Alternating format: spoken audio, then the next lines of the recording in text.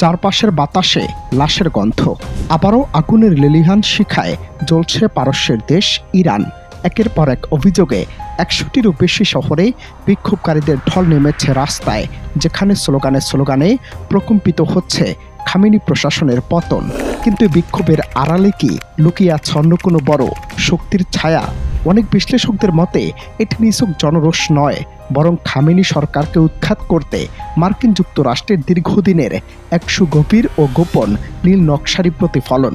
রক্তক্ষয়ী এই সংঘর্ষ যদি শেষ পর্যন্ত ইরান সরকারের পতন ঘটায়, তবে মধ্যপ্রাচ্যের মানচিত্রে কি ঘটবে? কতটা ভয়ঙ্কর হবে বিশ্ব রাজনীতি? প্রশ্ন হলো, যদি সত্যি ইরানের বর্তমান কাঠামোর পতন ঘটে, তবে তা হবে বর্তমান শতাব্দীর সবচেয়ে বড় ভূ রাজনৈতিক বিপর্যয়। ইরান শুধুমাত্র একটি দেশ নয়, বরং এটি মধ্যপ্রাচ্যে শিয়া বলয় এবং প্রতিরোধের মূল কেন্দ্রবিন্দু। সরকারের পতন মানেই দেশটিতে সৃষ্টি হবে এক বিশাল ক্ষমতার শূন্যতা, যা লিবিয়া বা সিরিয়ার মতো গৃহযুদ্ধের দাবানল জ্বালিয়ে দিতে পারে।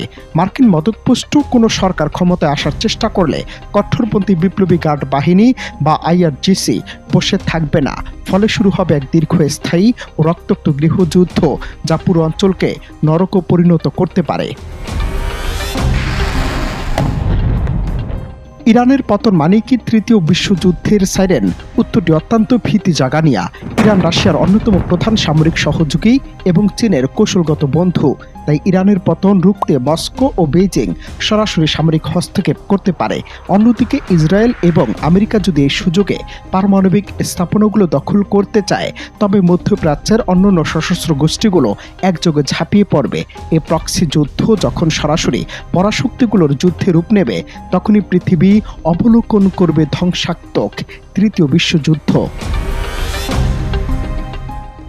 এরপর বিশ্বের অর্থনীতির নাড়ি চিপে ধরবে এই সংঘাত। কারণ ইরান বিশ্বের অন্যতম প্রধান জ্বালানি তেল উৎপাদনকারী দেশ এবং হরমুজ প্রণালীর নিয়ন্ত্রক। যুদ্ধের ফলে এই প্রণালী বন্ধ হয়ে গেলে বিশ্ববাজারে তেলের দাম এক রাতে কয়েক গুণ বেড়ে যাবে, যা প্রতিটি দেশের পরিবহন ও উৎপাদন ব্যবস্থাকে স্থবির করে দেবে। মুদ্রাস্ফীতি হবে আকাশচুম্বী, দেখা দেবে তীব্র খাদ্য সংকট এবং সাধারণ মানুষের জীবনযাত্রার ব্যয় হবে অসহনীয়। এক কথায়, ইরানের পতন মানে কেবল একটি সরকারের বিদায় নয়, বরং বিশ্বজুড়ে এক মহাপ্রলয়ের সূচনা। অনন্ত হাসান মাসুদ, বাংলা টিভি।